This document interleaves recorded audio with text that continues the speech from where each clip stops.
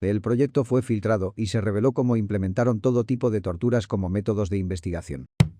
Gente de Reddit. ¿Cuáles son algunos de los documentos desclasificados más espeluznantes? Existe un programa soviético desclasificado en el que los militares intentaron utilizar conejos para comunicarse psíquicamente entre submarinos. La idea se basaba en la premisa de que una coneja madre reacciona fuertemente cuando una de sus crías es asesinada violentamente, incluso si la coneja se encuentra a kilómetros o cientos de kilómetros de distancia de sus crías.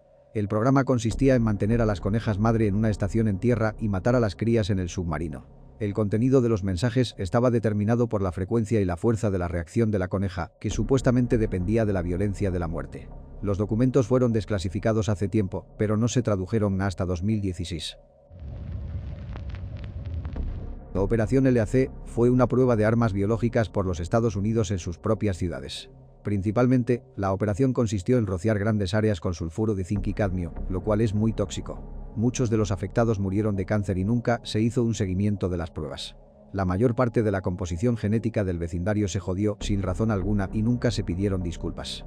Mi madre me dijo una vez que cuando vivía en California, declararon que estaban rociando la zona con pesticidas con la intención de deshacerse de las moscas de las frutas.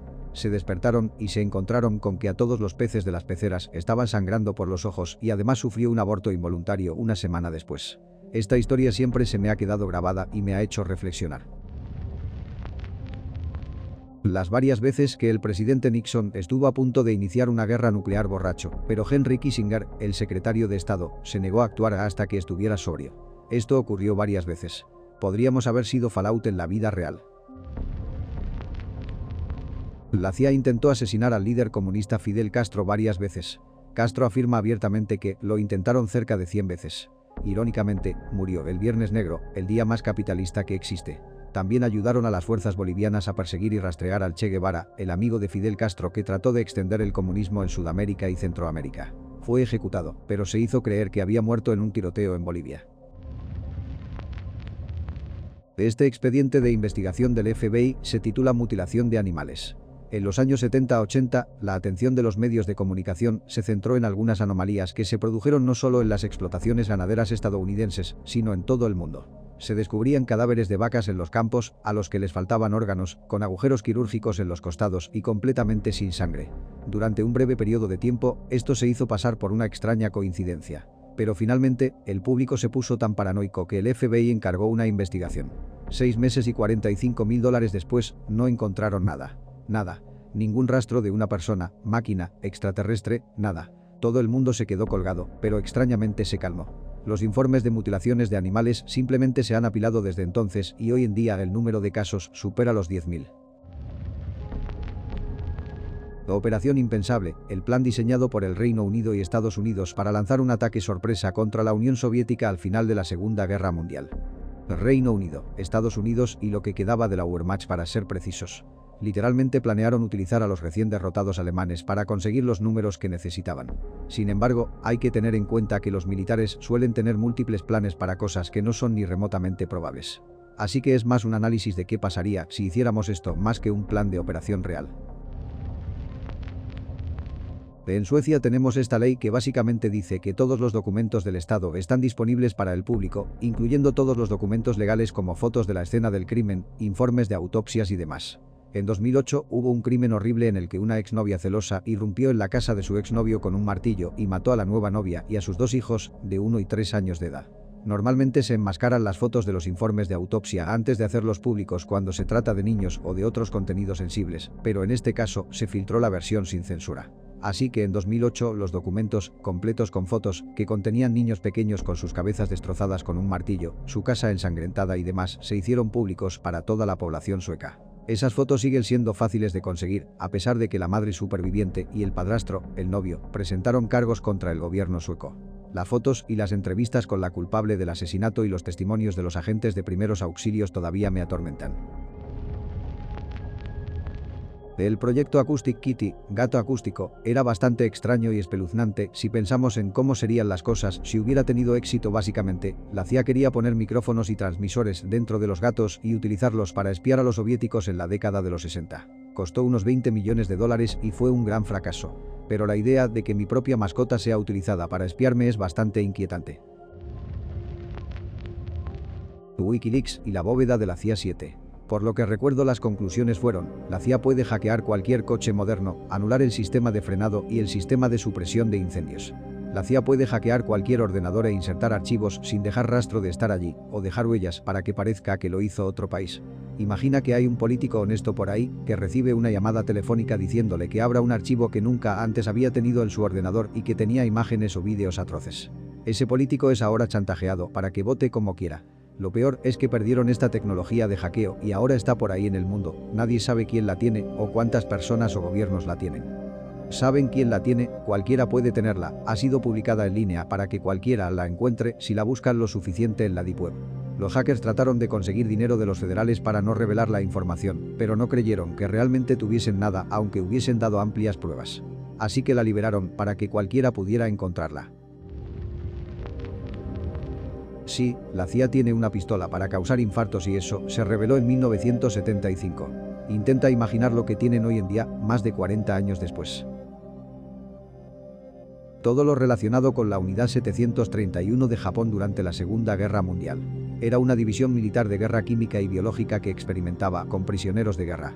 Lo que me molesta de esto es que se salieron con la suya, los estadounidenses les dieron inmunidad a cambio de sus registros. La noche en que Estados Unidos estuvo a punto de autodestruirse a sí mismo, solo una suerte estúpida salvó a los Estados Unidos de un escenario de pesadilla en enero de 1961, cuando un B-52 de la Fuerza Aérea que transportaba 2 bombas nucleares se rompió en pleno vuelo y dejó caer las bombas en una zona de cultivos cerca de la ciudad de Goldsboro, en Carolina del Norte. Ambas bombas habían sido puestas por el impacto en modo armado, perfectamente listas para detonar al caer del cielo. El MK Ultra nunca fue desclasificado, sino que fue filtrado, y la CIA destruyó todos los documentos que los rodeaban. En la década de 1950, el gobierno estadounidense tenía mucho miedo al comunismo. La recién creada CIA tenía entonces la tarea de asegurarse de que su país siguiera siendo próspero y capitalista, a la vez que investigaba formas de repeler el comunismo en el extranjero. Se investigó mucho sobre el control mental, lavado de cerebro, para intentar comprender mejor algunas cosas, entre ellas la posibilidad de que alguien pudiera ser convertido en un agente doble sin saberlo. Esta idea se investigó como una forma de identificar a los comunistas que operaban aquí en los Estados Unidos y también como un posible método para infiltrarse en la Unión Soviética con espías nacionales, personas nacidas y criadas como soviéticos pero que secretamente, y posiblemente sin saberlo, trabajaban para los Estados Unidos. Este programa, denominado MK Ultra, utilizaba muchas técnicas cuestionables como formas de investigación, incluyendo la dosificación de drogas alucinógenas a sujetos que no estaban dispuestos a ello, forzándoles en entornos sociales antinaturales y peligrosos para medir sus reacciones, sometiéndoles a privación sensorial y aislamiento, así como cosas que ahora reconocemos como tortura pura y dura. Dado que la CIA era una organización nueva que operaba en secreto y que el comunismo era visto como una gran amenaza durante el miedo a los rojos, muchos de estos programas y experimentos se llevaron a cabo sin ser denunciados ni controlados durante años. Cuando la verdad empezó a salir a la luz en la década de 1970, el gobierno trató de mantener las cosas en secreto, tanto para salvar la cara como para evitar que el movimiento liberal progresista supiera hasta dónde estaba dispuesto a llegar el gobierno en nombre de la seguridad nacional. No sé si era clasificado, pero se filtró algunas de las cintas de audio grabada por el asesino de la caja de juguetes. David Ray era un asesino en serie estadounidense que torturaba, abusaba y asesinaba a mujeres con generadores eléctricos, hojas quirúrgicas, sierras, jeringuillas, etc. Montaba un espejo en el techo para que ellas tuvieran que verlo todo. Tenía una cinta de audio grabada que ponía a las víctimas una vez que recuperaban la conciencia por primera vez. Al parecer, las cintas de audio son tan crueles que son usadas para desensibilizar a los nuevos agentes del FBI durante su formación. Me viene a la mente el estudio Tuskegee. El estudio, que se llevó a cabo entre 1932 y 1972 por los Servicios de Salud Pública de Estados Unidos, infectó a afroamericanos pobres con sífilis para ver la evolución natural de la enfermedad. Los que participaron en el estudio pensaron que estaban recibiendo atención médica gratuita. Además, ninguno de los infectados fue tratado con penicilina, a pesar de su conocida eficacia contra el virus. El estudio se detuvo cuando un empleado del gobierno dio el soplo a la prensa. El proyecto Pluto es bastante horrible. Los Estados Unidos propusieron la implementación de reactores nucleares para propulsar naves no tripuladas llamadas SLAM, por Supersonic Low Altitude Missile, misiles supersónicos de baja altitud. Para alcanzar la velocidad, se lanzaría desde tierra mediante un grupo de cohetes impulsores convencionales. Una vez que alcanzara una alta altitud y se alejara de las zonas pobladas, el reactor nuclear pasaría a un estado crítico. Como la energía nuclear le daba una autonomía casi ilimitada, el misil podría navegar en círculo sobre el océano hasta que se le ordenara bajar a cubierta para entrar a velocidades supersónicas en dirección de la Unión Soviética. El SLAM, tal como se propuso, llevaría una carga útil de muchas armas nucleares que se lanzarían sobre múltiples objetivos, convirtiendo un solo misil en un bombardero no tripulado. Después de soltar toda su carga, el misil podría pasar semanas sobrevolando zonas pobladas a baja altura con el propósito de causar daños enormes en el suelo con su onda expansiva y su lluvia radiactiva. Cuando finalmente el reactor no diese para volar más y se estrellase, el motor tendría muchas posibilidades de arrojar una radiación mortal durante meses. Ted Kaczynski, en una bomber, fue sometido a extenuantes experimentos psicológicos degradantes cuando era un estudiante menor de edad en Harvard. Al comienzo de la Guerra Fría, Henry Murray desarrolló un test de perfiles de personalidad para descifrar a los espías soviéticos mediante la guerra psicológica y seleccionar qué espías estadounidenses están listos para ser enviados al campo. Como parte del proyecto MK Ultra, comenzó a experimentar con estudiantes de segundo año de Harvard. Puso a un estudiante como control, después de que demostrara ser un conformista completamente predecible, y lo llamó Lawful. En resumen, la última parte del experimento consistía en hacer que el estudiante preparara un ensayo sobre sus creencias fundamentales como persona para un debate amistoso. En lugar de eso, Murray hizo que un agresivo interrogador entrara y, básicamente, hiciera pedazos sus creencias, burlándose de todo lo que defendía y desmenuzando sistemáticamente cada línea del ensayo para ver qué hacía falta para conseguir que reaccionara. Cabe recalcar que esto no fue en una sola ocasión, sino que estos debates eran realizados semanalmente durante los próximos 3 años. Este proceso no solo lo cambió, sino que lo rompió, lo convirtió en un desastre de persona y lo dejó teniendo que rehacer toda su vida. Se graduó, pero entregó su título solo un par de años después y se trasladó al bosque, donde vivió durante décadas. En todo ese tiempo, siguió escribiendo su ensayo. Y poco a poco, llegó a estar tan seguro de sus creencias, tan convencido de que eran correctas, que pensó que, si la nación no lo leía, estaríamos irremediablemente perdidos como sociedad. Así que se propuso asegurarse de que todo el mundo escuchara lo que tenía que decir, y efectivamente, La sociedad industrial y su futuro de Lawful se ha convertido en uno de los ensayos más conocidos escritos en el último siglo. De hecho, es probable que hayas leído algo de él.